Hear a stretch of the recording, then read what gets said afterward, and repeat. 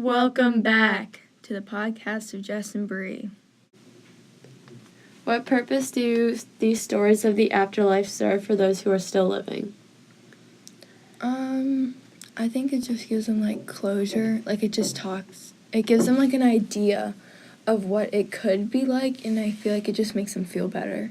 I feel like the Romans, especially, in their time, they wanted answers to what was happening.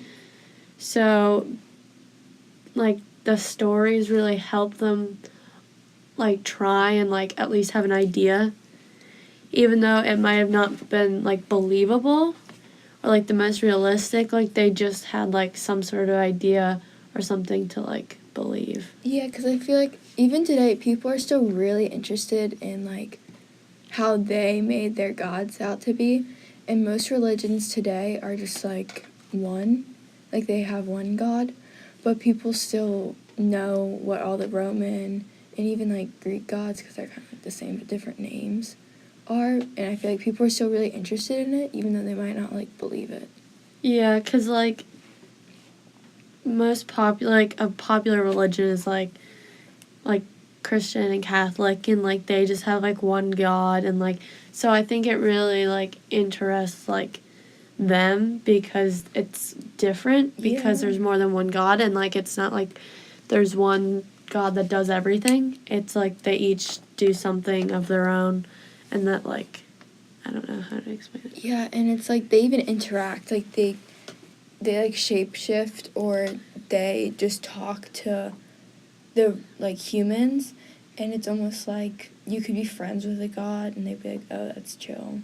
Yeah, and then, the gods have their own, almost, drama. It seems more of, instead of, something that's, super serious, in most religions, super serious, I feel the, Roman, I don't know, it's, they seem there's almost, drama in it, you know what I mean? There's, family issues. Yeah. There's, who's married to who had what kid. It's just, it's, this whole big web of, how everyone else is related and what they do, and they, get revenge on each other for things they do and stuff that. Yeah, it's, all one big, giant family, and it's not, you have this, being that you put on, a pedestal. It's, they're kind of almost the same, and they kind of almost act like regular people, but they just have, almost superpowers. They can just control, the ocean or something. Yeah, I feel it allows them to have, almost their favorite god, or who's, they like more than others, and I think that gave them something personal, because they could like one god more than the other, or, praise them, or, really research them. How does learning about the Romans' belief about the afterlife help you live and to interact in the modern world? Honestly, I don't think the Roman religion has any impact on me. And I don't really, even my own religion, I don't just sit at school and think about it. I'll go to church and stuff, but I'm not gonna, I don't really know. It sounds kind of bad, but it's almost I don't really apply it to day-to-day life because I'm just so busy, and I have other stuff to do, and I feel eventually, when I'm older, it's usually a lot of older people who are really into religion, because I feel they have more time to sit and think about it. But for right now, we're planning a lot of stuff, and we're just so caught up in the real world, it's kind of hard to just think about it. Yeah, I feel religion, it really depends who you are, how much you spend your time on it, and how much you're thinking about it and how much you're applying it. And it can be in the back of your head, but some people just really go out and do a lot of things for their religion. And I feel that also depends on what stage you are in your life, because I feel as you're getting older, you have more problems in your life. Once you start, you have a job and you're maybe starting a family and stuff, you're worried about more things. Mm-hmm. And you're more concerned about that aspect. So you're just really going to your religion and hoping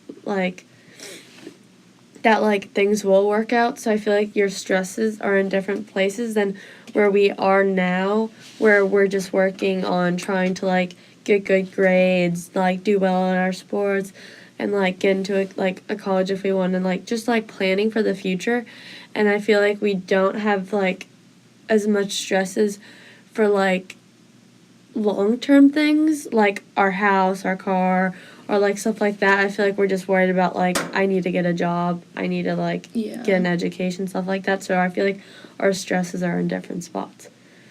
So I feel like the Roman beliefs, they don't really apply to us as much, but I feel like it truly depends who you are and like where you live and what kind of religion you have.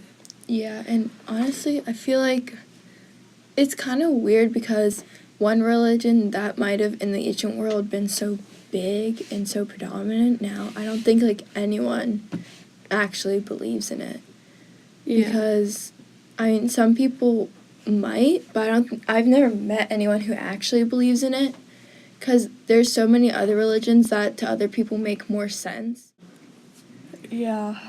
So it can be like a life lesson, I guess. So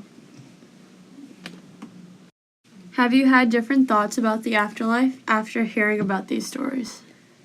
Well, I know, because it's kind of like, it's ancient, and it's like labeled like mythology, and it's not really up to date what everyone else believes.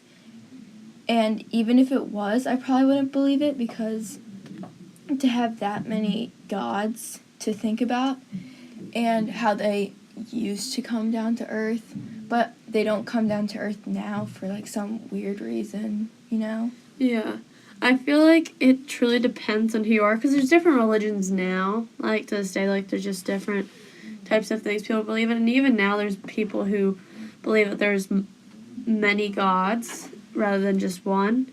So I do think that some people believe in like the Roman beliefs and because of these stories, but I personally don't, just because of my own beliefs. And like honestly, like I'm not even like that religious. Yeah. And I feel like it, like, as we said earlier, like, it really depends on what part of life you are. And I feel like necessarily, I feel like we should be more attached to our religion more than we are. But in, like, reality, we're not. Yeah, because we have like a lot to do. And I just feel like at our age right now, like, no one, like, well, I feel like some people, but, like, not as much as you do when you're older. Like, when you get older, you, like, really value your religion and just, like, take relief in it almost. Yeah. I don't know. It really depends. Like, I feel like some people might, like, really connect to these Roman stories, but I personally don't. Yeah, and even if you don't, I guess it's just good, like, morally, the things that they try to teach you. It's kind of just like, kind of like almost fables. Yeah. Like, it's just basic stuff that you should be able to know, and that sometimes you might have to remind yourself about. Yeah, like, you don't necessarily have to, like, praise it and, like, think, like 100% believe it, but I feel like it's like any other story that you could hear, like when you're just reading a book, or like you said, like a fable like you do in English. You can take a meaning from that, like there's a theme that you could take from it and that you can learn from. It might not necessarily be like something that you praise, but it's something that you can learn from. How do these stories of Roman beliefs compare to stories of other beliefs?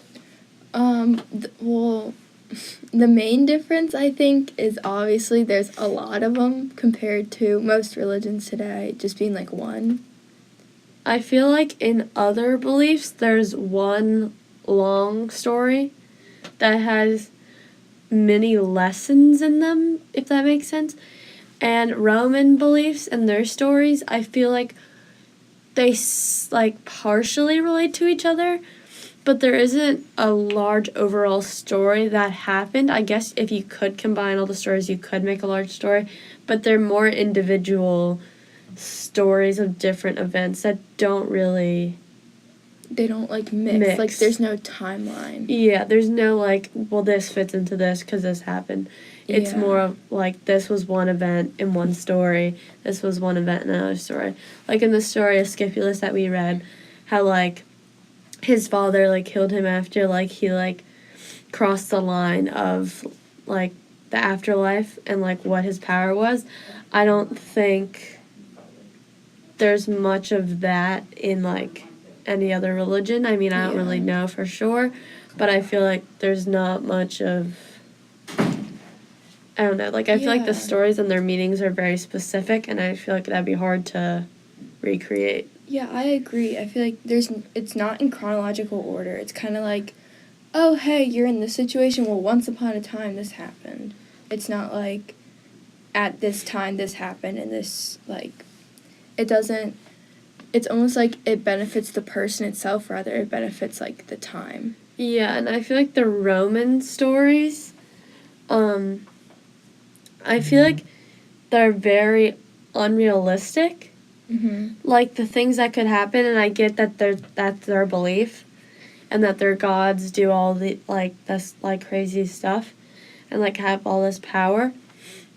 And, like, in other religions and beliefs, too, there are things that are, like, superhuman and, like, not natural that, like, we obviously couldn't do. But I feel like there's still a sense of, like, normal people. Does that make sense? Yeah. Like, there's normal people, and there's just, like, the one, like, God that had, like, power over everyone else that, like, made some sort of change or, like, something like that. And then in the Roman beliefs, it's just, like, they would just do crazy things that don't seem normal at all. And they didn't really ever focus on, like, the normal people in the stories, if that makes sense. It's like they never focused on the humans. It's like they focused on what the gods did. And it's kind of almost like in all of the stories, none of the people mess up. It's almost like all the gods mess up. Yeah, and then see how that affects the people. Yeah. So I feel like that changes what you can take from a Roman story rather than what you can take from a different religious, like, story. Yeah, because in other religions, it's like the one God, like, never messes up. Yeah. And it's like he's absolutely perfect. Where all the gods, since there's multiple of them, they all kind of mess up. Because they have to, like, give and take for what each other do. And then what they do affects the people rather than, like, what the people do might affect them in later life. What have you taken from these Roman stories? I think it's, like, the themes that a lot of them have. It's usually, it's kind of almost like fate, like, what they do. Because of what they did, that's how the story turned out. And I think it's important for us to, like, take away what, like, the theme and what they did and how, if we do something similar, how we can change it. I feel like it also talks a lot about, and, like, it shows, like, a lot about, like, not abusing your power. Yeah. And, like, where you stand. Because there was, like, obviously in the Roman, like, stories, there was a lot of different gods, and they did different things. And the people themselves, like, they were, like, set at a certain point where they, like, couldn't cross the line. And, like, other gods, like, had somewhere where they couldn't stop. So, like, Asclepius was, like, the first doctor.